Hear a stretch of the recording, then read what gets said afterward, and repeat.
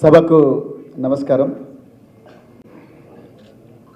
మా ప్రియమైన ప్రొఫెసర్ శ్రీనివాసరెడ్డి గారికి ఇంత ఆత్మీయ వీడ్కోలు సమావేశం ఏర్పాటు చేసి మరి అందులో వారితో నాకున్న ఉపాధ్యాయ విద్యార్థి అనుబంధాన్ని షేర్ చేసుకునే అవకాశం ఇచ్చినందుకు సభాధ్యక్షుల వారికి ప్రత్యేకమైన ధన్యవాదాలు.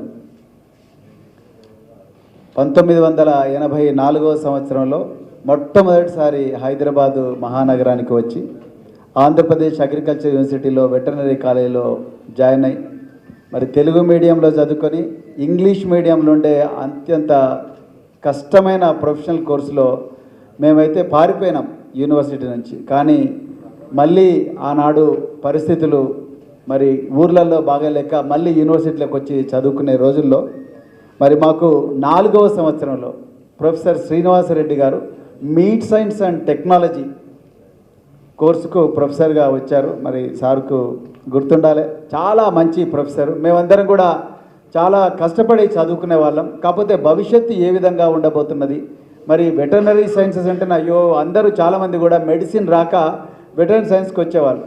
చాలామంది కూడా ఒక అసంతృప్తి ఉండేది. కానీ వారు మా అందరి లోపల నింపిన ఆత్మవిశ్వాసం, మాకు చదువు చెప్పిన తీరు ఇప్పటికి కూడా గుర్తుంది. నిజానికి వారు చెప్పిన చదివే ఈరోజు నన్ను ఐపీఎస్ అధికారిగా చేసింది. ఆ సీక్రెట్ ఏదో మీకు ఒక్క నిమిషంలో చెప్తా, సమయం లేదు కాబట్టి. నేను 1993వ సంవత్సరంలో ఢిల్లీలో మరి ధోల్పూర్ హౌస్లో ఉండే యూనియన్ పబ్లిక్ సర్వీస్ కమిషన్ యూపీఎస్సీకి పోయినప్పుడు మా అందరికీ ఇంటర్వ్యూ ఉంటుంది. మీకు తెలియదే ఉన్నది, ప్రిలిమినరీ, మెయిన్, తర్వాత interview.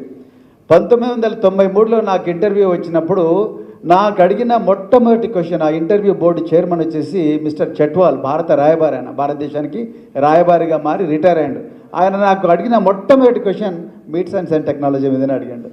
You seem to be a veterinarian, but tell me how beef is different from meat, sheep, mutton అని చెప్పి ఒక ప్రశ్న అడిగాడు. 2 నిమిషాల్లో మేము చెప్పడం జరిగింది.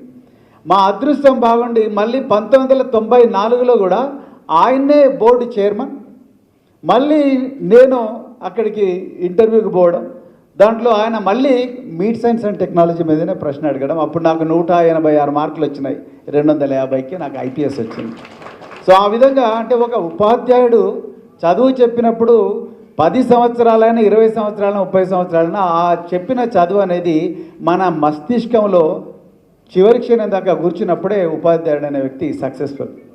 సో ఆ విధంగా ప్రొఫెసర్ శ్రీనివాసరెడ్డి గారితో చాలా మంచి అంటే వారి చెప్పిన చదువు వల్ల మేము ఈరోజు ఈ స్థాయిలో ఉన్నాం. నాలాగనే కాదు, నాతో పాటు చాలామంది స్టూడెంట్స్ 26 మంది ఉండేవాళ్ళం మా క్లాస్లో.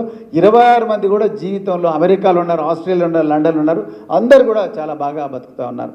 ఇంకా రెండవ విషయం, నేను మార్చి 18వ తారీఖు నాడు బీఆర్ఎస్లో జాయిన్ అయినా. బీఆర్ఎస్లో జాయిన్ అయినప్పుడు మళ్ళీ ఎంతో ఆప్యాయంగా, ఆ రోజు క్లాస్ రూమ్లో ఎట్లయితే మమ్మల్ని చూసుకున్నారో అంతే ఆప్యాయంగా తెలంగాణ భవన్లో నాకు వెల్కమ్ పలికినరు మరి ప్రొఫెసర్ శ్రీనివాసరెడ్డి గారు.